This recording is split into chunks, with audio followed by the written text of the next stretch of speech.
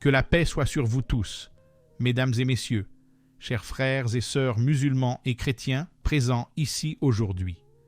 Je me nomme Abdul Latif Al-Mazroui, un homme avancé en âge, témoin des changements du monde et des épreuves de l'humanité. Je remercie Allah de m'accorder la possibilité de m'exprimer dans cet espace public de dialogue sincère et respectueux. Cher Dr Zakir Naik, que la paix soit sur vous. Beaucoup de cœurs ici sont troublés, beaucoup d'esprits s'interrogent, et ma question est simple, mais profonde, car elle touche à la fois elle-même. Si Allah est tout-puissant, pourquoi la Palestine n'a-t-elle pas encore gagné? Au nom d'Allah, le tout miséricordieux, le très miséricordieux. Je remercie mon frère Abdul Latif pour cette question sincère qui n'est ni une accusation, ni un doute irrespectueux, mais une interrogation humaine que même les croyants les plus sincères peuvent porter dans leur cœur. Cette question a déjà été posée dans l'histoire, non pas exactement à propos de la Palestine, mais à propos de l'oppression, de la souffrance et du retard apparent de la justice divine. Le Coran nous enseigne que croire en la toute-puissance d'Allah ne signifie pas exiger que la victoire arrive selon notre calendrier humain. Allah dit dans la sourate Al-Baqarah, verset 216, « Il se peut que vous détestiez une chose alors qu'elle est un bien pour vous, et il se peut que vous aimiez une chose alors qu'elle est un mal pour vous. Allah sait, et vous ne savez pas. » Ce verset établit une règle essentielle. Notre vision est limitée, tandis que la sagesse divine est parfaite et globale. Lorsque nous voyons la Palestine encore dans l'épreuve, cela ne signifie en aucun cas qu'Allah a abandonné ce peuple ou que sa puissance est diminuée. Au contraire, Allah nous rappelle dans la sourate Al-Ankabut, verset 2. « Les gens pensent-ils qu'on les laissera dire « Nous croyons » sans les éprouver ?»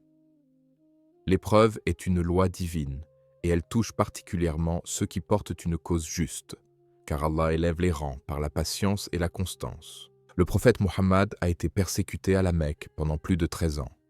Les compagnons étaient torturés, boycottés, humiliés, et pourtant Allah est tout-puissant. La victoire n'est venue qu'après la patience, l'endurance et la fidélité au message. Ce retard apparent faisait partie du plan divin, afin de distinguer le croyant sincère de celui dont la foi dépend du confort. Allah dit dans la sourate Al-Imran, verset 142, « Pensiez-vous entrer au paradis sans qu'Allah ne connaisse ceux d'entre vous qui luttent et ceux qui endurent ?» Ainsi, la question n'est pas de savoir si Allah peut donner la victoire, car il peut tout, mais de comprendre pourquoi il choisit parfois de retarder cette victoire. Le Coran nous explique que ce délai est aussi une preuve contre les oppresseurs. Allah dit dans la sourate Ibrahim, verset 42, « Ne pense pas qu'Allah soit inattentif à ce que font les injustes. Il ne fait que leur accorder un répit jusqu'au jour où les regards seront figés d'effroi. » Le retard n'est pas une faiblesse, mais un délai accordé, après lequel la justice tombe avec une rigueur totale. Si la Palestine n'a pas encore gagné selon nos critères humains, c'est aussi parce qu'Allah veut révéler au monde entier la réalité de l'oppression. Plus le temps passe, plus les masques tombent, plus les consciences s'éveillent, et plus la vérité devient visible, même pour ceux qui n'étaient pas concernés. Allah dit dans la sourate Fussilat, verset 53, « Nous leur montrerons nos signes dans l'univers et en eux-mêmes, jusqu'à ce qu'il leur devienne évident que c'est cela la vérité. » Cette prise de conscience mondiale est déjà une forme de victoire morale et spirituelle. Il est également important de comprendre que la victoire divine est conditionnée par des lois. Allah dit dans la sourate Ar-Ra'd, verset 11, « Allah ne modifie point l'état d'un peuple tant qu'il ne modifie pas ce qui est en eux-mêmes. » Cela ne signifie pas que les Palestiniens sont fautifs de leur oppression, mais que la communauté des croyants dans son ensemble a des responsabilités. L'unité, la sincérité, la justice, la réforme morale et l'attachement authentique aux valeurs divines. Le prophète a dit dans un hadith authentique rapporté par At-Tirmidhi, « Lorsque vous vous livrerez au commerce usuraire, que vous vous accrocherez à la queue des bœufs, que vous vous contenterez de l'agriculture et que vous abandonnerez le jihad, Allah fera tomber sur vous une humiliation dont vous ne vous débarrasserez pas tant que vous ne reviendrez pas à votre religion. » Ce hadith montre que l'humiliation de la Ummah n'est pas liée à l'incapacité d'Allah, mais à l'état spirituel et moral des croyants. Pour nos frères et sœurs chrétiens présents ici, cette question résonne également avec l'histoire de leurs prophètes, qui ont eux aussi attendu la délivrance tout en restant fidèles à Dieu. L'islam enseigne que la victoire n'est pas toujours immédiate, mais qu'elle est toujours juste lorsqu'elle arrive. Allah dit dans la sourate Al-Anfal, verset 46, « Et patientez, car Allah est avec ceux qui patientent. » La patience n'est pas la passivité, c'est une force spirituelle qui maintient la dignité, la foi et l'espérance vivante malgré l'épreuve. En conclusion, si Allah est tout-puissant, et il l'est sans aucun doute, alors le fait que la Palestine n'est pas encore gagnée n'est pas une contradiction, mais une partie du plan divin, fondé sur la sagesse, l'épreuve, la responsabilité humaine et la manifestation progressive de la vérité. Le croyant ne perd jamais, soit il voit la victoire dans ce monde, soit il obtient une récompense immense dans l'au-delà. Avant de conclure cette première partie, j'invite chacun d'entre vous à soutenir ces paroles de vérité et de réflexion. Abonnez-vous, aimez, partagez ce message afin qu'il atteigne le plus grand nombre possible et montrez que la foi éclaire les cœurs au lieu de les diviser. Et je vous invite également à commenter tous ensemble, avec conviction et humilité. Allah Akbar. Qu'Allah vous guide tous vers la vérité, la justice et la paix. Lorsque nous approfondissons cette question, il est essentiel de comprendre que la toute-puissance d'Allah ne s'exerce jamais dans le vide, ni de manière arbitraire, mais à travers des lois constantes qu'il a lui-même établies pour l'humanité. Beaucoup de personnes imaginent la toute-puissance divine comme une intervention immédiate qui efface instantanément l'injustice dès qu'elle apparaît. Or, le Coran nous enseigne que ce monde est un lieu d'épreuve, pas un lieu de jugement final. Allah dit clairement dans la sourate Al-Mulk, verset 2, « Celui qui a créé la mort et la vie afin de vous éprouver et de savoir qui de vous est le meilleur en œuvre. » Tant que cette épreuve continue, il existera des injustices apparentes, non parce qu'Allah les ignore, mais parce qu'il observe comment les êtres humains réagissent. L'oppresseur persiste-t-il dans l'injustice ou se repent-il, et l'opprimé demeure-t-il digne, patient et attaché à la vérité, ou sombre-t-il dans le désespoir et la corruption morale? La situation de la Palestine nous renvoie à cette réalité spirituelle profonde. Beaucoup demandent « Où est l'aide d'Allah ?» Mais cette même question a été posée avant nous. Dans la sourate Al-Baqarah, verset 214, Allah rapporte les paroles des croyants éprouvés. « Quand viendra le secours d'Allah ?» Puis Allah répond lui-même « Certes, le secours d'Allah est proche. » Remarquez que le verset ne dit pas « immédiat », mais « proche ». Et cette proximité n'est pas mesurée par nos montres humaines, mais par la sagesse divine. Cette épreuve prolongée met également en lumière un autre aspect fondamental, la responsabilité humaine.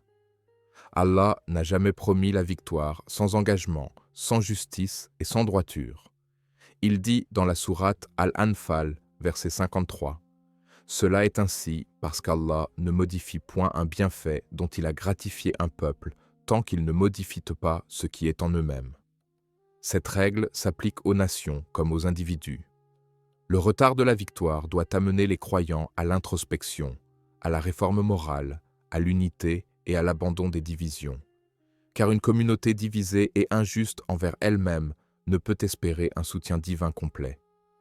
Cela ne signifie pas que les Palestiniens sont responsables de leur oppression, mais que l'ensemble de la communauté humaine, et en particulier la Ummah, a des comptes à rendre sur son silence, ses divisions, son attachement excessif à ce monde et son éloignement des valeurs coraniques. Le prophète Mohammed a dit dans un hadith authentique rapporté par Muslim, « Les peuples allaient vous attaquer comme on se rassemble autour d'un plat. » On lui demanda, « Est-ce parce que nous serons peu nombreux ce jour-là » Il répondit, « Non, vous serez nombreux, mais vous serez comme l'écume de la mer. » Ce hadith n'accuse pas Allah d'impuissance. Il décrit l'état spirituel des croyants lorsque la foi devient superficielle et que la peur de perdre ce monde dépasse la confiance en Allah. La Palestine devient alors un miroir qui révèle la maladie du cœur humain, lorsqu'on s'habitue à l'injustice, lorsqu'on la relativise, lorsqu'on la politise au lieu de la traiter comme une question morale et spirituelle, alors le secours divin tarde, non comme une punition aveugle, mais comme un appel à la lucidité. Il faut aussi comprendre que la victoire n'est pas toujours visible sous la forme que nous attendons. Allah nous enseigne que la défaite apparente peut cacher un triomphe réel. Dans la sourate Al-Imran, verset 169, il dit « Ne pense pas que ceux qui ont été tués dans le sentier d'Allah soient ma mort. Au contraire, ils sont vivants auprès de leur Seigneur, recevant leur subsistance. » Ce verset renverse totalement la notion humaine de victoire et de défaite. Celui qui meurt en restant fidèle à la justice et à la vérité n'a jamais perdu, même si le monde le considère comme vaincu. À travers la Palestine, Allah expose aussi la fragilité de la puissance matérielle. Les empires les plus forts de l'histoire ont tous cru que leur domination durerait éternellement, puis ils ont disparu. Le Coran nous invite à méditer cette réalité dans la sourate Al-Fajr, versets 11 à 14, lorsqu'Allah évoque les peuples anciens qui se croyaient invincibles et qui furent pourtant détruits lorsqu'ils dépassèrent les limites. Cette temporalité est essentielle. Allah laisse parfois l'injustice se développer pour que sa chute soit une leçon éclatante pour l'humanité entière. Plus l'arrogance est grande, plus la chute est instructive. Un autre point important est que l'épreuve de la Palestine concerne aussi ceux qui regardent de loin. Allah dit dans la sourate An-Nisa, verset 75, « Et qu'avez-vous à ne pas combattre dans le sentier d'Allah et pour la cause des opprimés, des hommes, des femmes et des enfants, qui disent « Seigneur, fais-nous sortir de cette cité dont les gens sont injustes. » Ce verset ne s'adresse pas uniquement aux opprimés, mais à ceux qui ont la capacité morale, intellectuelle ou matérielle d'agir, de parler, de témoigner. Se taire face à l'injustice est aussi une épreuve, et le retard de la victoire peut parfois être un jugement contre l'indifférence collective. Pour nos frères et sœurs chrétiens présents, cette réalité n'est pas étrangère à leur tradition spirituelle. Les prophètes bibliques ont eux aussi dénoncé l'injustice, souvent sans voir immédiatement le fruit de leur combat. L'islam reconnaît cette continuité prophétique et rappelle que Dieu n'abandonne jamais les opprimés, même lorsque la délivrance tarde. Allah dit dans la sourate Ar-Rum, verset 47, « Il incombe à nous de secourir les croyants. » Remarquez encore une fois que la promesse existe, mais elle est liée à la foi authentique, pas à une appartenance nominale. La Palestine, dans ce sens, est un test collectif, un test de foi pour les musulmans, un test de conscience pour les chrétiens et un test d'humanité pour le monde entier. Chaque jour où l'injustice continue est aussi un jour où les cœurs sont triés, où les positions deviennent claires, où la vérité se sépare du mensonge. Allah dit dans la sourate Al-Anbiya, verset 18, « Au contraire, nous lançons la vérité contre le faux, et elle le frappe à la tête, et le voilà qui disparaît. » Mais avant ce moment décisif, Allah permet que le faux montre son vrai visage. C'est pourquoi la victoire de la Palestine ne se mesure pas seulement en termes de territoire ou de pouvoir politique, mais en termes de révélation de la vérité, de dignité préservée et de fidélité à la justice. Tant que cette dimension n'est pas pleinement comprise, certains continueront de voir le retard comme un échec, alors qu'il est en réalité un processus. Et ce processus exige de chacun de nous un positionnement clair, soutenir la justice, refuser l'oppression, purifier nos intentions et revenir sincèrement vers Allah, car c'est à ce moment-là que l'histoire bascule, souvent plus soudainement que prévu. Il faut également comprendre que lorsque nous parlons de la toute-puissance d'Allah, nous devons distinguer entre la capacité d'Allah et sa volonté fondée sur la sagesse. Allah peut tout, mais il ne fait pas tout immédiatement, car s'il éliminait instantanément toute injustice, ce monde n'aurait plus de sens en tant que lieu d'épreuve.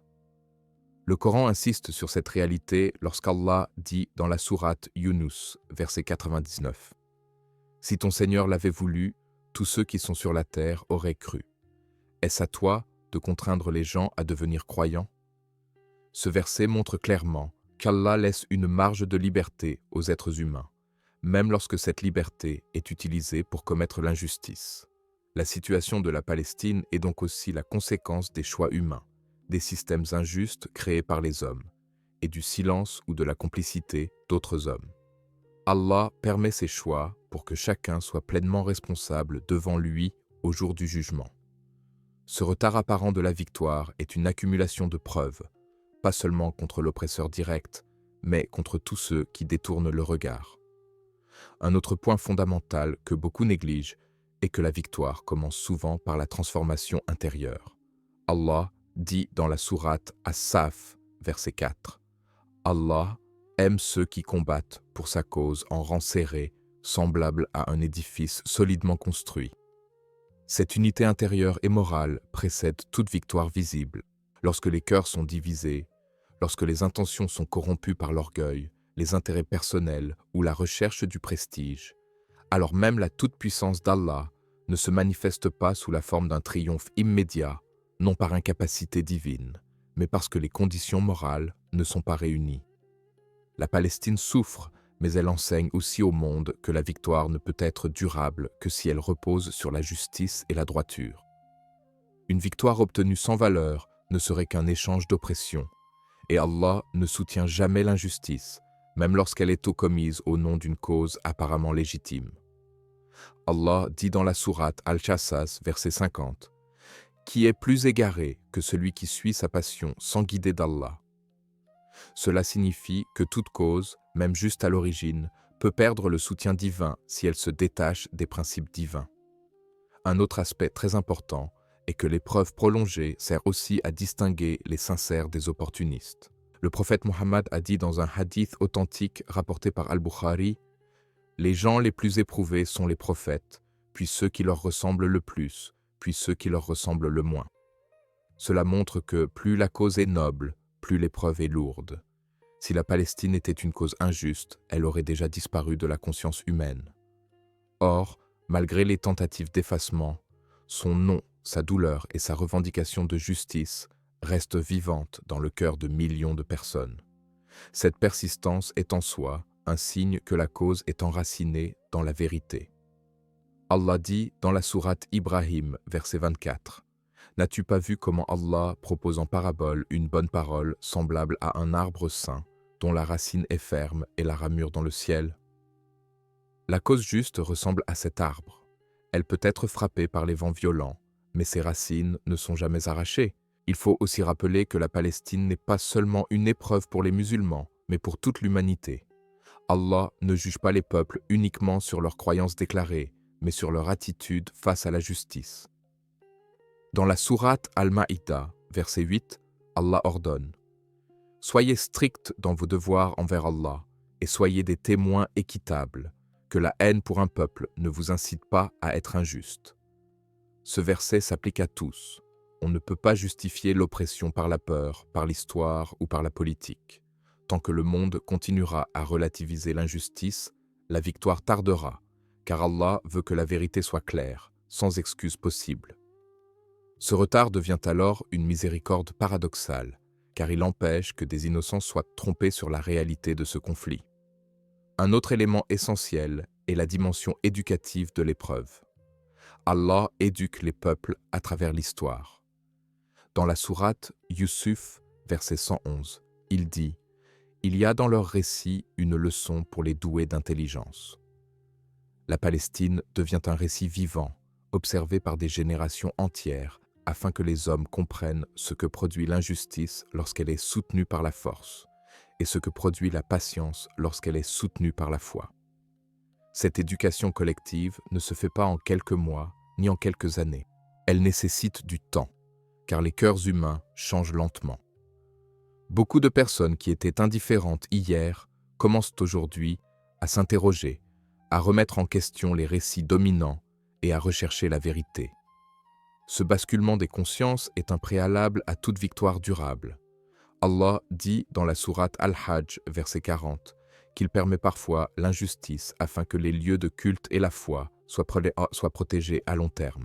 Cela signifie que le combat pour la justice dépasse largement les frontières de la Palestine. Il concerne la dignité humaine dans son ensemble.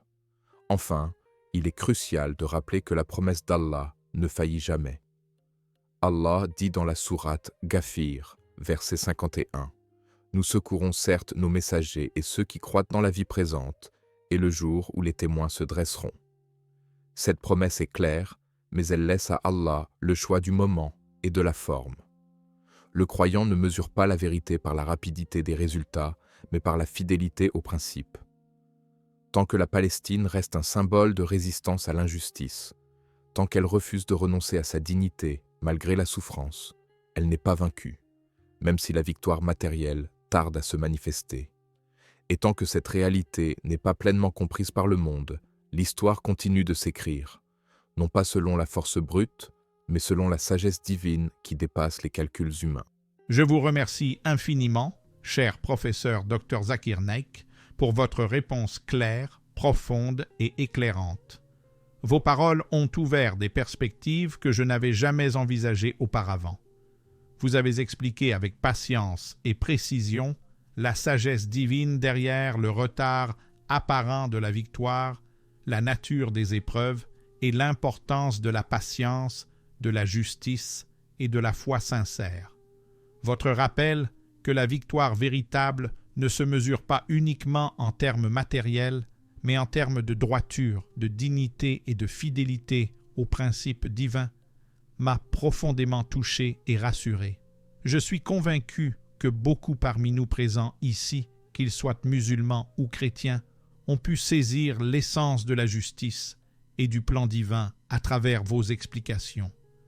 Votre insistance sur la persévérance face à l'injustice et sur l'importance de maintenir la conscience claire dans la défense des opprimés montre que la vraie force réside dans la foi et dans l'action juste, et non dans la seule puissance matérielle.